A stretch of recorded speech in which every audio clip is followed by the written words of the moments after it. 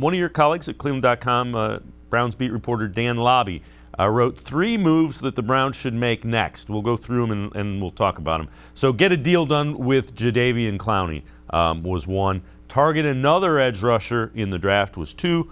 Check in on Will Fuller was 3. When you look at those, in your mind, is that the order it should be in? And what do you think of those?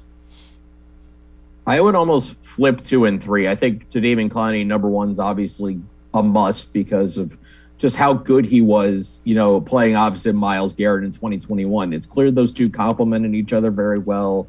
And the fact that, there's a decent possibility based on all the reporting that's out there of Clowney considering coming back to Cleveland. If you can get him, you already have a proven high caliber, high level starting defensive end to put opposite Myles Garrett again. They've already got good chemistry playing together. They already know each other pretty well. It's just something they kind of need to really finish off the defensive line. The reason I say kind of flip 2 and 3 is I'm going to have a 7-round mock coming out in the days to come for the Browns. When I look at what they still need, receiver and defensive end, I think are still going to be the top 2 in my mind.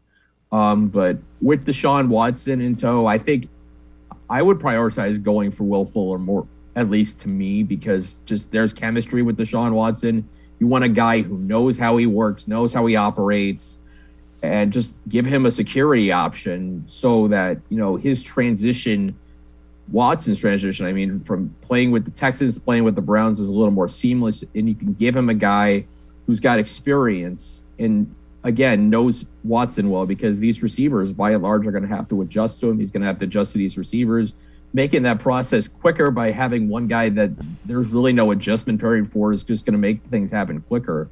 And when it comes to finding an edge rusher in the draft, it shouldn't be too much of a problem, I think, because I've said before that the edge rusher class in this draft is the deepest position in this draft. It's not just top heavy with guys like Aiden Hutchinson and Kayvon Thibodeau way at the top, but there's guys in day 2, maybe even early day 3 that are good quality players that you could kind of slide in. For the Browns, they don't necessarily need a star, especially if they sign Jadeveon Clowney. You just need a guy who can rotate in at, be the 3rd or 4th defensive end along with Chase Winovich, and maybe a guy that you develop so that if Jadeveon Clowney leaves at the end of his contract, say it's only a 2 or 3 year deal, you might have a guy tailor-made to kind of step into that position, which is ultimately what you want to get out of the NFL draft anyway. You want to have succession plans, and that's a big reason why you would want to make sure you have something there for that pass rush.